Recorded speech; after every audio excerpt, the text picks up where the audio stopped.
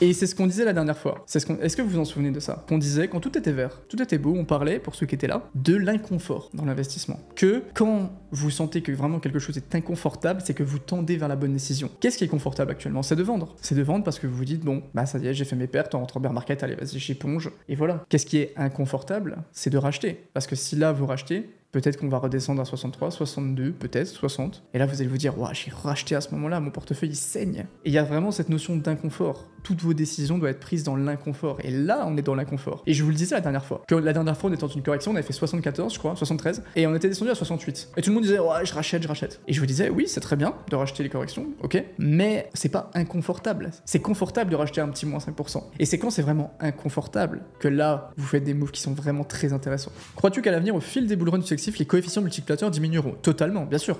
Bien sûr. Et ça, c'est quelque chose, alors pour l'instant, ça s'est totalement confirmé, mais en gros, globalement, j'ai plus les chiffres exacts. Si au bull run de 2017, on a fait un x20 avec Bitcoin, allez, on va dire qu'on a fait un x20, je sais plus. Mais le bull run d'après, on a fait un x10 et le bull run d'après, on a fait un x5. Donc théoriquement, là, le multiplicateur, le potentiel de hausse, c'est divisé par 2 à chaque fois. Donc évidemment, plus le bateau est gros, plus c'est difficile à le bouger. Oui, totalement. Et en plus, maintenant qu'on a BlackRock qui injecte, enfin BlackRock et les ETF qui injectent des milliards de dollars, ça va encore être beaucoup plus compliqué à bouger, c'est sûr et certain. Je comprends l'intérêt de tout faire baisser. Pourquoi du coup, quand tout va péter, on va tous gagner encore plus d'argent? Donc pourquoi faire bien baisser? Ça laisse l'opportunité à tout le monde d'acheter super bas. Ça laisse l'opportunité à tout le monde d'acheter super bas. Les institutions vont acheter hyper bas. Et les institutions, elles n'achètent pas 5000 $ comme toi et moi, ou 200 $ ou quoi que ce soit. Elles achètent des millions de dollars. Et donc elles ont tout intérêt, qui est assez évident, à acheter très bas. Et là où je pense que tu te trompes, c'est que ça laisse l'opportunité à tout le monde d'acheter super bas. Oui, ça laisse l'opportunité, mais tout le monde ne va pas acheter super bas. Fais-moi confiance qu'il y a plus de gens qui vont vendre que de gens qui vont acheter. Vous êtes sur un live crypto, mais la personne qui est simplement sur son CoinMarketCap qui se dit oh putain ça baisse, qui n'a pas trop de notion de halving, etc. Parce que vous, la plupart d'entre vous, vous savez ce que c'est le halving, vous savez ce que c'est l'ATH, vous savez ce que c'est, voilà. Le mec qui investit juste dans les cryptos et qui voit que ça baisse, c'est dur, et ça c'est une majorité. Et donc l'erreur que tu fais dans cette réflexion, c'est de croire que la plupart des gens savent que c'est une opportunité de racheter bas, ce qui est faux. Comment paniquer alors qu'il y a les élections US à venir plus le taux?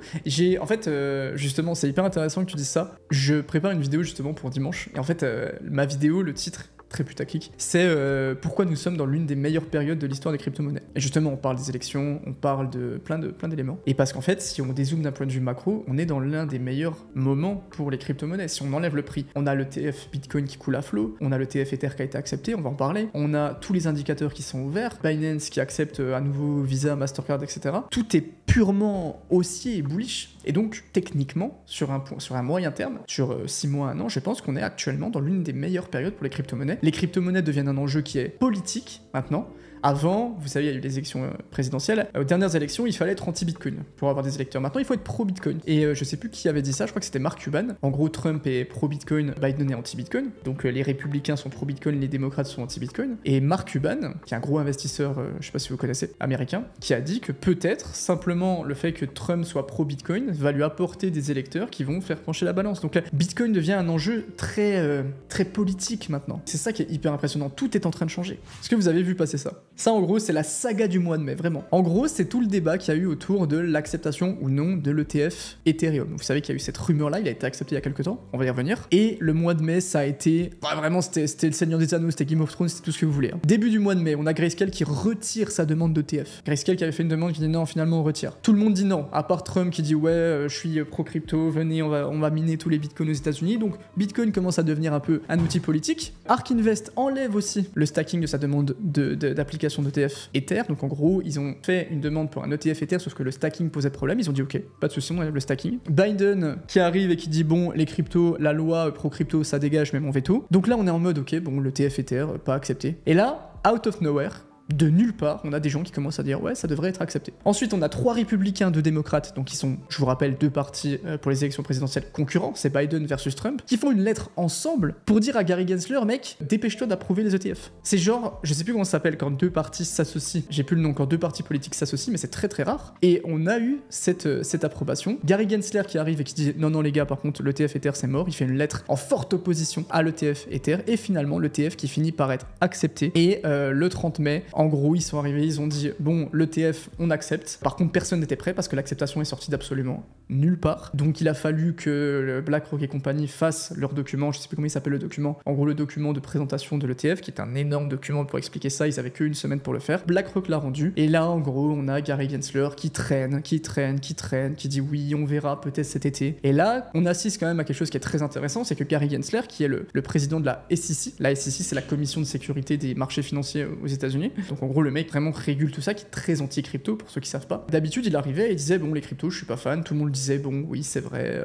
fais un peu comme tu veux, etc. Et là tout le monde est en train de lui dire écoute-moi bien, on s'en fout que tu sois pas fan, encourage l'innovation, les cryptos c'est intéressant, les cryptos on l'a vu avec l'ETF Bitcoin, quand est-ce que tu nous acceptes ça? Les ETF Ether, donc ils ont été acceptés, mais ils devraient arriver apparemment courant, j'avais vu le 2 juillet, je sais pas si vous l'avez vu passer aussi, pourrait avoir du coup un énorme afflux sur Ethereum par rapport à ça. Est-ce que c'est déjà pricé? Je ne pense pas. Et justement j'avais vu cette petite article qui est très intéressant, qui fait des prédictions du coup de l'évolution et de l'impact des ETF Ether sur le prix d'Ethereum. Article de investing.com sur le prix possible de l'ETF Ethereum. Qu'est-ce que ça va avoir comme impact sur le prix de l'Ether? Eh ben, on a des prédictions qui sont quand même très intéressantes. Goldman Sachs qui dit on devrait avoir un inflow entre 1 et 3 milliards pour le reste de l'année. Alors, si je me trompe pas, l'ETF Bitcoin c'était 15 milliards, donc ça serait cohérent, ça serait 1/5 de l'ETF Bitcoin. Je pense que Ethereum peut bénéficier de ça et que ça serait assez logique. Notre ami de Bloomberg qui dit qu'on pourrait avoir environ 15-20% de l'inflow des ETF Bitcoin, donc bon j'ai la flemme de faire le calcul mais ça a l'air assez cohérent par rapport à ça. Bitwise qui dit que ça serait plutôt 25 à 50% de l'inflow sur les premiers mois, donc il y aurait plutôt une grosse hype assez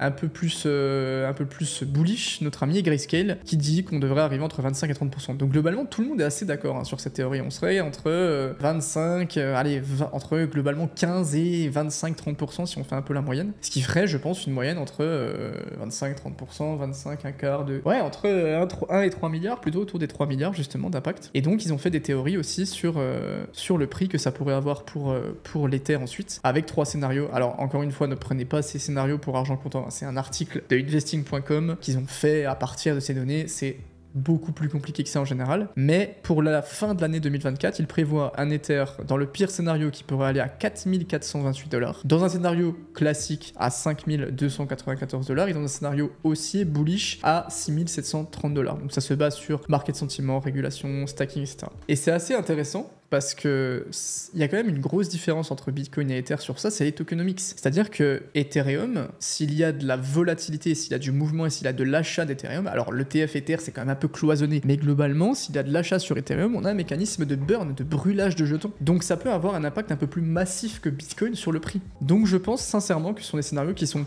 possibles et qui sont largement atteignables. Ce que je disais, c'est que si l'ETF ETH arrive à un moment qui peut être intéressant pour la reprise du cycle, ça peut être un très très gros catalyseur. Je pense que le timing global va vraiment jouer dans la façon dont ça va arriver. L'ETF ETH est une mauvaise nouvelle, le fait qu'il n'y ait pas le stacking évite la centralisation certes, mais ça fait d'autant plus d'Ethers qui ne seront pas utilisés pour sécuriser le réseau. C'est intéressant comme nouvelle. Après, c'est toujours ce débat. Personnellement, je préfère que le stacking ne soit pas utilisé parce que ça serait un petit peu trop centralisé. Je pense que le petit déficit de sécurité qu'on devrait avoir avec les ETF, avec toutes les liquidités qu'ils vont capter, est largement compensable par rapport à toute la centralisation que ça apporterait. Parce qu'on aurait vraiment des validateurs BlackRock et là ça pourrait être absolument terrible. On va parler de DYDX que vous connaissez très sûrement, protocole de perpetual trading sur la blockchain. J'ai fait une vidéo dessus que certains parmi vous utilisent peut-être d'ailleurs, qui a annoncé une nouvelle mise à jour, la fameuse V5 il y a quelques temps. Donc globalement, bon je vais pas tout vous lire parce que vous vous en doutez, en plus les documents de DYDX sont toujours bien deep, bien vénères. Les grosses évolutions, c'est surtout au niveau de l'amélioration de la sécurité et de la flexibilité, avec notamment les isolated markets qui, en gros, permettent d'introduire des pools de collatéraux et des fonds d'assurance distincts pour chaque marché. Donc en gros, on va isoler la sécurité de chacun pour avoir un meilleur contrôle sur le collatéral pour les traders. On a aussi quelques petites améliorations qui ont été mises en place, notamment la parallélisation de la vérification des signatures. Ça paraît ça paraît pas ouf, mais en soi, c'est quelque chose qui est très important.